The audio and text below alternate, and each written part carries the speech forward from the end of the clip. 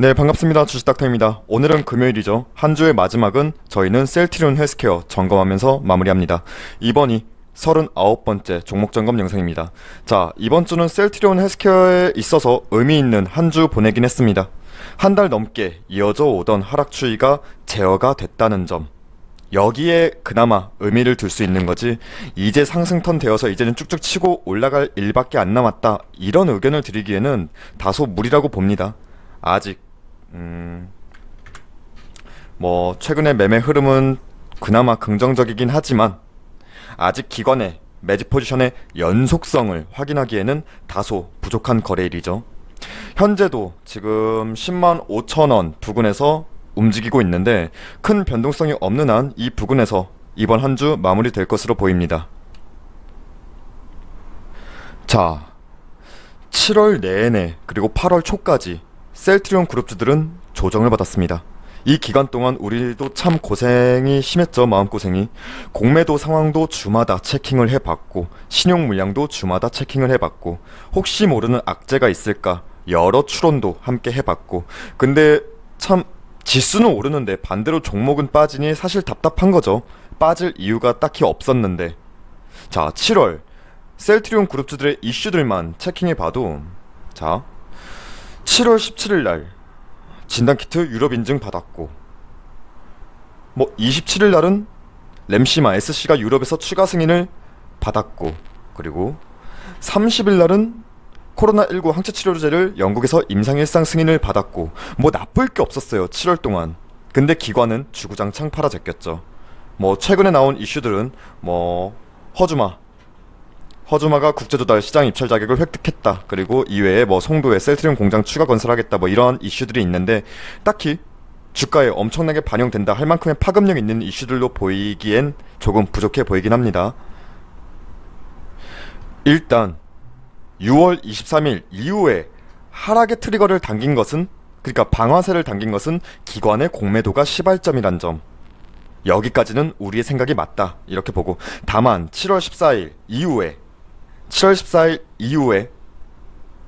부분은 공매 비중을 본다면 추가적인 하락분은 공매도보다는 신용 반대 매매와 기관과 외인의 연이은 수매도 출회, 즉 수급적인 측면이다, 이렇게 하락에 대한 상황은 확인을 했습니다만, 여전히 풀리지 않는 건 왜 팔까? 왜 이렇게 팔아 제꼈을까? 이 부분이었죠. 자, 여러 의견들을 달아주셨어요 저희한테. 우리가 모르는 암묵적인 세력이 있다느니, 또는 셀트리온 내부에 아직 알려지지 않은 악재 요소를 기관이 미리 알고 있다느니, 여러 의견들을 주셨는데 저희도 이런저런 추론들은 의견 드렸지만 지금 상황에서는 정말 단순하게 보는 게 맞는 것 같습니다. 자, 이걸 지워보고 정말 단순하게 보는 게 맞을 것 같아요. 지금 이제 결과론적으로 본다면, 자, 셀트리온 헬스케어와 셀트리온 그리고 삼성 바이오로직스의 주봉상 차트를 이렇게 한번 비교해 본다면 흐름이 매우 비슷하죠. 올해 초부터 6월까지의 매우 강한 상승 추세 이어오다가 7월에는 공통적으로 조정을 받았다는 점이 확인 가능한데, 셀트리온 헬스케어는 셀트리온이나 삼성 바이오로직스에 비해 그 조정폭이 더 심하긴 했습니다. 셀트리온 그룹주에서 셀케만 문제가 있어서라기보다는, 아무리 지금 셀트리온 헬스케어가 코스닥에서 시총 1위 기업이라지만 셀트리온이나 쌈바에 비해서 몸집이 작은 건 맞아요. 상대적인 주가의 변동성도 더 크기 때문에 조정폭을 더 가져갔다, 이렇게 보는 부분인데, 근데 아쉬운 건 아쉬운 거죠. 오를 때도 변동성이 커야 하는데 내려갈 때 변동성이 더 크게 발현되니 얘는 왜 이러나 싶기도 했었어요 사실. 어찌되었든 6월까지는 바이오주 그리고 언택트 관련주들의 시세가 강하게 나왔었는데, 자, 7월부터는 바이오 섹터 내에서도 순환매가 돌기 시작했다고 봐요.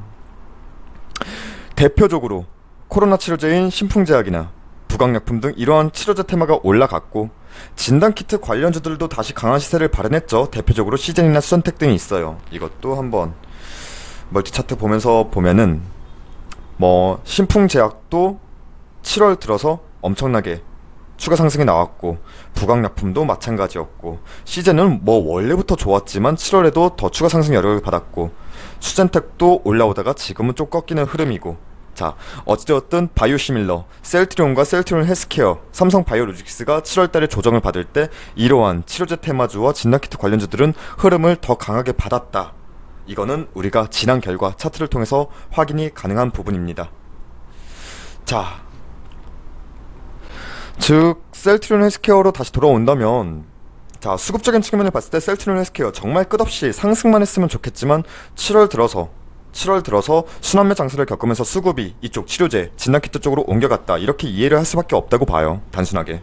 그리고 일단 3-4개월 꾸준히, 이게 주봉으로 볼게요, 3-4개월 꾸준히 기관도 같이 매집을 해줬던 것이 사실이고, 여기서 매도 추리한다는 게 어떠한 악재가 있어서라기보다는 기관도 차익 물량 빼먹었다, 기관은, 이렇게 생각합니다. 그렇게 단순하게 일단 저희는 7월의 하락 요인을 정리했어요. 막 확인되지 않은 부분들 가지고 추론을 해서 여러분한테 어떻게 보면 혼란을 줄 수 있다고 생각을 해서 최대한 사실 여부가 확인되지 않은 부분들은 일단 배제하려고 합니다. 자, 일단 다시 정리하면 7월의 하락 요인은 기관을 필두로 한 연속적인 매도 출회, 즉 수급적인 요인이다. 투자 대비 오른 만큼 기관은 차익 실현했다. 여기에 순환매 장세 진행되면서 이 안에서도 치료제 관련주와 진단키트의 관련주로 수급이 이동했다, 수급 물량을 조금 뺏겼다, 이렇게 정리하겠습니다.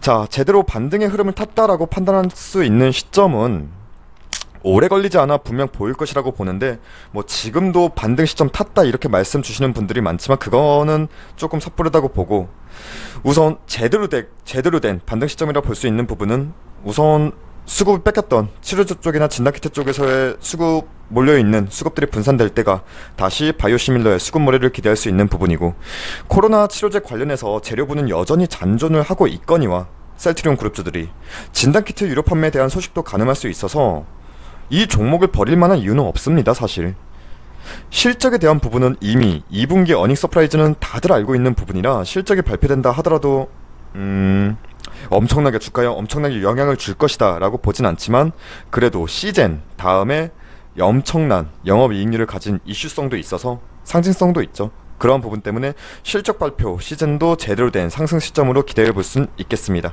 뭐 이 외에도 3-4병이든 뭐든 이슈에 있어서만큼은 자판기처럼 나오는 회사이기 때문에 그러한 부분은 걱정할 필요가 없을 것 같고, 자, 뭐 파이프라인에 대한 기대감은 올해보다 내년을 더 기대하게 만들고 있다, 이 점 저의 지난 영상들을 통해서 확인할 수 있었고, 무엇보다 중요한 건, 그리고 가장 드리고 싶은 말은, 이렇게 기대감을 넘어서 결과치로 보여주고 이러한 실적 성장이 이뤄지고 있다면 주가는 분명히 이에 맞춰서 움직일 수밖에 없다고 봅니다. 현 주가가 고점? 저는 지금 주가는 결코 고점이라는 인식은 하지 않습니다. 미리 한계치를 설정할 필요가 없다고 봅니다. 자, 그리고 9월 15일 한시적 공매도 금지가 풀릴 수도 있습니다. 지금 여기저기 보도 내용들로는 연기가 될 수도 있다, 이러한 기사들도 있는데, 어찌되었든 셀트리온 헬스케어 다들 아시다시피 공매도로 고생을 많이 한 종목이에요. 뭐 이때도 고생을 했지만 사실 이때보다 재작년에 더욱 많이 공매도 때문에 고생을 한 종목입니다. 그리고 현재도 HLB 다음으로 코스닥에서 대차 잔고가 많이 쌓여있는 종목입니다. 우선 분명한 건 공매도가 9월 15일 해제가 만약 정말로 된다면 분명 셀트리온 헬스케어에는 좋은 이슈는 아니에요. 하지만 지레짐작 겁먹고 지금 매매 판단하기에는 시점이 너무 이르다, 이렇게 말씀드립니다. 자, 다시금 현재 시점 본다면 10만원 라인은 회복해 주었습니다. 근데 이전 영상에서 말씀드렸지만 지금 이 구간에서 위로 거침없이 치고 올라가는 모습을 기대하기보다는 조금은 완만하더라도 이 구간 내에서 변동성이 작아지는 구간이 확인이 되어야 합니다. 즉 조금은 완만하더라도 10만원 상에서 어디 자리를 지켜주는지 확인이 필요해 보인다는 거예요. 오늘 내일의 주가의 움직임만 가지고는 이 종목을 몰라요. 못해도 주봉상 위아래 높낮이가 이전보다는 변동성이 작아지는, 높낮이가 이전보다는 축소되는 주봉상 캔들이 나와줘야 한다고 보는 겁니다. 자, 주식 오래 하신 분들은 아시겠지만 변동성이 크면 꽤나 골치 아플 때도 많아요. 올라가도 걱정이고 급히 오른 만큼 빠지는 충격도 대비해야 해서 차라리 완만히 상승각 만들어주는 그림을 좋아하시죠, 보통.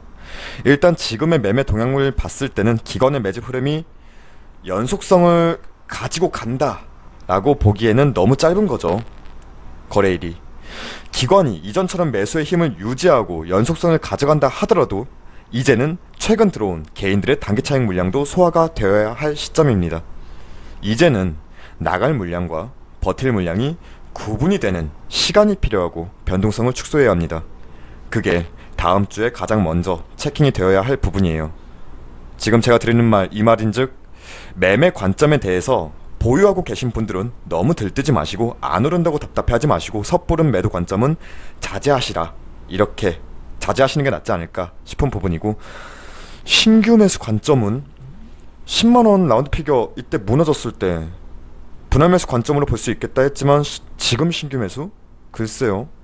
이미 신규 매수 타이밍은 충분히 저번 주에 주지 않았나 싶은데 지금은 솔직히 타이밍이다 라고 말씀드리기가 애매합니다. 다음 주 주가 방향성을 확인해야 하지 않을까 싶습니다. 자, 저희 구독자님들과 회원님들께 말씀드리는 부분은 현재는 분명 홀딩 시점이다, 이런 말씀 드리면서 이번 한 주 마무리하도록 하겠습니다. 그럼 오늘 하루도 고생하셨습니다. 그리고 저희 무료 추천 종목을 궁금해하시는 분들은 포털 사이트 다음에서 저희 주식닥터를 검색해 주셔서 저희 홈페이지 이렇게 들어오시게 된다면 여기 깜빡거리고 있는 실시간 댓글 리딩, 이 게시판을 통해서 매일 아침마다 저희가 무료로 추천 종목을 안내해 드리고 있습니다. 저희가 보통 시초가 단타 매매를 진행하기 때문에 시간적 여유가 조금은 있으시고 그리고 손이 조금은 빠르신 분들에게 조금 더 유리할 듯 하고, 오늘의 결과만 짧게 살펴보면 오늘이 8월 7일이죠. 네, 오늘은 LNF, 전진바이오팜, 두산인프라코어 이렇게 세 종목 시초가 안내해드려서 두 종목은 익절, 한 종목은 손절로 마감했습니다. 그리고 저희 홈페이지 무료 회원 가입만 해주셔도 다양한 혜택 드리고 있으니까 많은 관심과 방문도 부탁드리겠습니다. 그럼 오늘 하루도 고생 많으셨습니다. 감사합니다.